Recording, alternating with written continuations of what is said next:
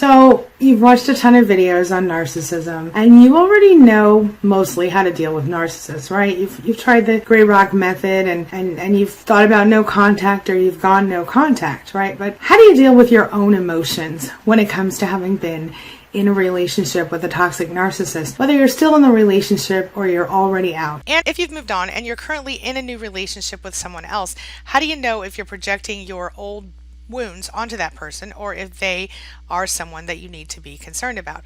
That's what Richard, Grannon, and I are going to discuss in today's episode on this channel. So let's get started. That's what we're talking about today at QueenBeing.com. How to deal with your emotions in regard to having been abused by a narcissist. Let's get started. My name's Angie Atkinson, and on this channel, I offer free daily video coaching to help you discover, understand, and overcome narcissistic abuse in toxic relationships. I like to call it toxic relationship rehab. Sound good? If so, hit that subscribe button and let's get going. How can you tell if you are projecting from a previous narcissist relationship onto someone in a new relationship? So how can you know, is this person really messed up, or are you projecting your previous wounds onto that person? I kind of experienced a little bit of that in my own life, but this actually came from one of my viewers. So. Yeah, this is like when somebody asks me a question like this, my brain immediately goes, aha, we have a green belt, blue belt question here. So this is somebody who's done significant work, who has significant understanding, but they ain't cried all they got to cry just yet. There's still like a little reservoir of tears there that needs to come out. And the reason why I say crying is because this is what I understood from Sensei Pete Walker. When I read The Tao of Fully Feeling, it really hammered home the point to me that our reservoirs of tears and unexpressed emotions actually really warp our perceptions. And when you are comfortable with grieving, and we live in a grieving taboo culture, which is scary, and it's extremely damaging, and it makes us very vulnerable, very naive, and very impressionable, and very open to narcissistic abuse. When you get cool with the grieving, it's not some terrible, awful, scary thing. You can, for various reasons in my life, in the last 48 hours, I have felt very, very sad, and because somebody who was raised with me as a brother has passed away. Sorry. And it's okay. And I felt this tremendous sadness, and I'm like, okay, I think that there's been most of my life as an adult, I would have smacked a smile on that and pushed it to one side. Whereas now I'm not pushing that visitor that's called sadness and grief away. I'm pulling him in, or her in. I don't know what the spirit is, male or female. I haven't decided yet. And saying, hey, what is it? What do you want to tell me? And sitting in the space and going, I'm sad. And the emotion comes up, and I go, oh, what am I feeling right now? Oh, I'm sad. I'm heartbroken. I'm sad. And being comfortable with that and permitting that. This cures the misperception of, is this person a narcissist, or am I just blah, blah, blah, blah, blah. Doesn't happen anymore. You'll see crystal clear. You'll be like, no, this person doesn't have NPD. However, they are a tit. They're just being a clown. They're obsessed with attention. They're really emotionally immature, and they're not good for me. Or, wow, I really would have gotten rid of this person because of the feelings I have around emotional intimacy, but actually I think they are a good person, and I'm just messing this up. Things get a lot clearer when we grieve, would be in the short answer to that question. Yeah. And I think a lot of times, and tell me what you think, I think a lot of times when you're going through narcissistic abuse, you are taught to not allow your emotions to escape. So you start shoving them down. And I think this adds to your cognitive dissonance and all the other crap. Absolutely. This is where our intuition comes from. And it's, I don't teach anything spiritual because I don't think it's useful to the long-term goals, but I do think there's a spiritual element to this, which is, when we are disconnected from our feelings, we're cutting off from parts of ourselves, and we start cutting off from our source. That's your intuition. That's the spark of genius, of intelligence that's inside of you. That's part of everything. That's part of what binds life together. So you become cut off from life. If you look at, one of the things that's interesting for people to look at is other cultures and how they process grieving, other cultures and how they deal with death and with loss, and how they invite in death and loss, and whether there is a god or a goddess of death, and what their process is when somebody dies and when we let go. And you'll see more primitive cultures are far more nuanced on this one issue, much more of a nuanced experience on this one issue. I went to work in New Zealand, and I started doing security work for a company that was run by one Samoan guy and one Maori guy. And I'd gotten very close to them very, very quickly. And within the first 3 months, the Maori guy, his father passed away, and he said, "Would you come to the funeral?" And I said, "Yeah, sure." 4 hours into the funeral process, somebody told me this is a 3-day thing. And I'm like, sorry? So yeah, like a Maori funeral, I don't know about Samoan funerals, but a Maori funeral is,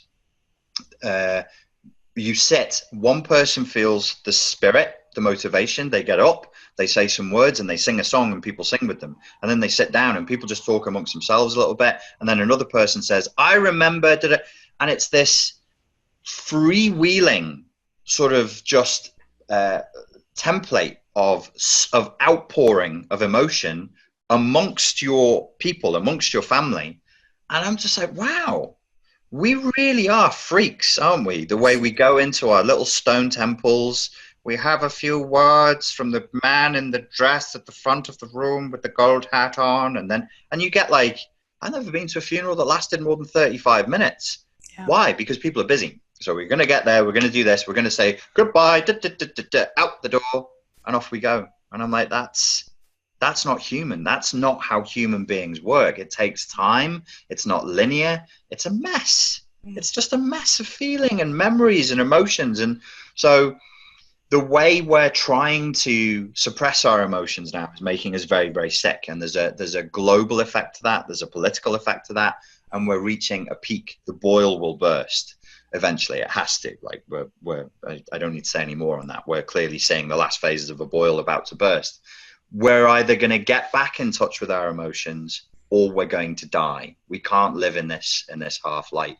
So my advice to people would be, get back in touch with your emotions. That's where all your intuition comes from. Your intuition, the inner voice, the higher self saying, stay the fuck away from that person. Don't go there. Don't eat that. Go over here instead. And life gets really, really good when you're living in congruence with your intuition. I agree. I love that. Narcissists, they don't take responsibility for their behavior ever. So you're not going to get an "I'm sorry" from a narcissist that's sincere. You're not going to get any validation for the pain that they caused you or anything else that they've put you through. The fact is, by nature, narcissistic personality disorder makes it almost impossible for a narcissist to actually accept any responsibility or to validate any of your pain and stress in the situation. They don't want to admit they've had anything to do with the problem, and they certainly don't want to validate anything that you say that may kind of negate their personal story about the whole deal, right? So as someone who's gone through narcissistic abuse, chances are that anytime you've attempted to gain validation from your abuser, whether you did that through discussion or just simply saying, "This is how I felt, can you please, be sorry," or something, or, even to get general validation, you're probably met with things like rejection, dismissal, judgment, and quite honestly, very serious narcissistic rage anytime you ask for the validation that you so desperately need in order to heal. Like we just recently talked about, narcissists very often have a way of telling us to stop living in the past anytime we ask for any sort of validation at all for something they've done to hurt our feelings. And if we've been discarded, we might as well forget it. So how are we supposed to get through this? The fact of the matter is, it's almost impossible for literally anyone, abused or otherwise, to get through any emotional upset when their feelings are being consistently discounted and ignored. When you've gone through narcissistic abuse, it's even worse, because the fact of the matter is that this has been going on for you since you started that relationship. And if your narcissist or one of your narcissists is a parent or someone who's been in your life for more than a few months, chances are you don't even know what it feels like to be validated anyway. So how are you supposed to recover without any validation? How do you go from just being a survivor to being a real life thriver? How do you find yourself again? How do you find happiness again? Well, here's the thing. You're going to need a lot of inner strength, and that feels hard sometimes, because when we've gone through this, the inner strength that we need is often completely drained from us by the narcissist.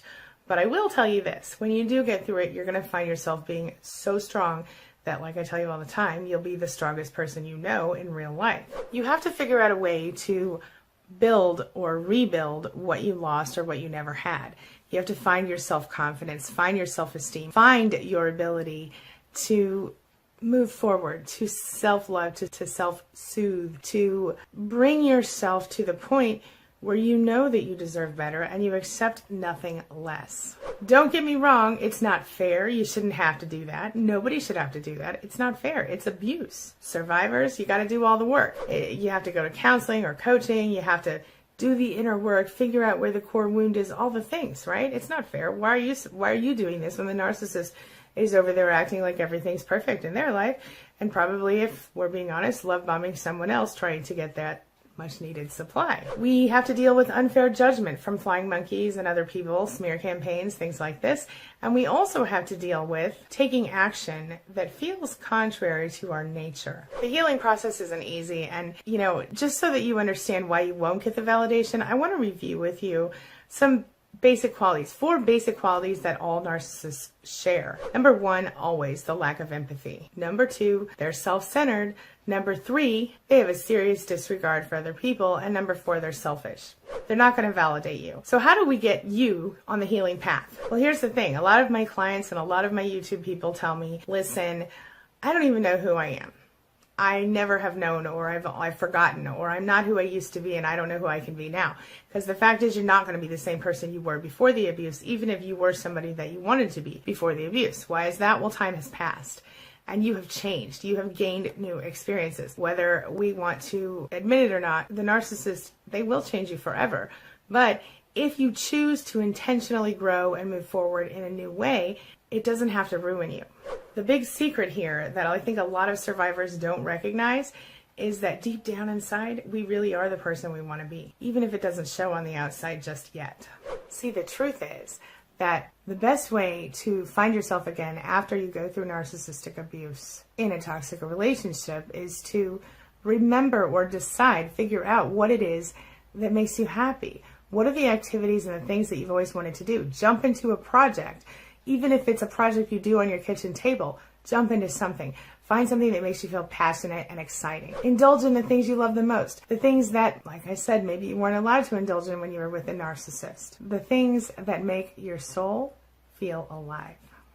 As you're doing that, you're going to find yourself, your true self, starting to come to the surface. It's kind of a beautiful thing. Now, here's something else that you should know. And I don't know if you've thought about this or if you're aware of it, but you being not good enough, as I'm sure the narcissist told you or implied to you that you were, is a big fat lie. It's something that the narcissist wanted you to believe so that they could retain control over you. It's part of a narcissist's nature to tear down the people who are closest to them. They need to feel in control, and they need to obtain a certain amount of admiration, supply, etc. in order to feel normal. Now, obviously, when they're getting what they want, sometimes they can appear to be the best person you've ever met. But behind closed doors, you, as someone who was one of the primary supplies or the primary supply, already know that, in fact, they're not so great. It's the narcissistic rage and the narcissistic injury that come when the narcissist feels like they're not getting enough attention or supply from you. Now, if you're the one leaving the narcissist, you might find that they start love bombing you again to suck you back in. Because, once a narcissist gets on that track of, oh no, I'm going to lose my supply, sometimes they suddenly become Mr. or Ms. Perfect again, and suddenly they're giving you all the good stuff that they gave you in the beginning, all the reasons you're there in the first place, the things that started you and hooked you and sucked you in. As we talked about recently, that's really just intermittent reinforcement, and it's an effort on their part to retain their existing source of supply and potentially to build a narcissistic harem. So how are you supposed to avoid falling for that trick? Well, my suggestion is to make a list of all the reasons that you left in the first place and to remember the strong emotional crap that comes with that list. When you feel weak, you have to remember why you left or why you want to leave and stay away. The gnawing feeling you get in your stomach when they call you names, or the horrible way they don't seem to actually see you as a real person. Instead, they see you as an object or an extension of themselves. Or maybe how your entire character, your whole being, your whole self was called into question every single time you accidentally broke one of the little rules or one of the little issues, the things that they have, the unwritten rules of the narcissist, as it were. Maybe it was the unspoken rules or the ridiculousness that made you want to leave or stay away, or maybe you want to stay away because you've been discarded one time too many and you're just done. Or maybe you want to stay away because you're tired of double standards and double lives and bull crap. Whatever your reason is, write all that down, and don't forget to include the emotional feelings so that when you do feel weak, you can look back at that list and figure that out. Now, I'm also going to include include a list of videos for you up here in the cards as well as below. I want you to remember that now you're the one who gets to decide what happens. You're the one who chooses your fate from here on out. You can choose to be miserable forever if you want to, but that sucks. I suggest that no matter what, you don't scare yourself into staying or going back to a narcissist. They're going to try to make you feel afraid and insecure. It's all part of their plan to keep you under control. The narcissist wants you to think that you can't live without them, and they want you to think that if you leave, your life is going to fall apart. They want you to think that you can't do better. And I want you to know that none of that is true. Don't let the narcissist's false threats scare you. Don't let them fool you into thinking you can't live without them. The fact of the matter is, it might feel a little scary to be in control of your life now and to be in full control and to be the one responsible for all the decisions. But I promise you it's a beautiful thing if you just embrace it. I remember when I went no contact with my narcissist, I felt so much lighter and freer than I had ever felt in my life. If you can do that same thing, you will find that same joy, I promise. I want you to know that you can do better. I don't care if you're not perfect. I don't care if you're overweight or frumpy or too skinny or too whatever. You can do better. Nobody deserves the abuse of a narcissist. It's pure torture. And my friend, please remember, you can do better. Know that. And remind yourself when you feel weak. If you remove the narcissist from your world, you open up space for potentially healthy new relationships. And don't feel like you're forced to be in a relationship. There's nobody's telling you that you have to jump into a relationship. Quite honestly, I recommend waiting anywhere from a month to a year or more, depending on how long it takes you to heal, how long you were in the relationship with a narcissist, and how significantly the relationship tortured you as a person. The damage that you've experienced is profound and significant, but it doesn't mean it's not repairable. Like they say, you're more beautiful in the broken places, right? You can do this. You can be the person you want to be. You can get through this recovery. I promise you. You have to know it. You have to know it. While anybody's initial reaction to change is going to be difficult sometimes, it's going to be hard. It's not always going to be easy to do any kind of major change in your life. And of course, this is especially true when it involves separation from someone you've spent any amount of time with. Because a lot of times, you literally sort of forget who you are. You become so enmeshed and codependent with a narcissist that you're not even sure who you would be without them. Remember this though, your situation doesn't make you any less than. It doesn't make you any less human. It makes you still a bundle of possibility, still someone who can completely overturn this whole thing and change his or her life and become something that you want to be. People who haven't experienced the hell of narcissistic abuse really truly have no idea how significantly terrible it can be, how horribly it can take over your world. Before you know it, when you're with these people, you find yourself literally putting every single thing you think, say, do, feel, or become through a narc filter.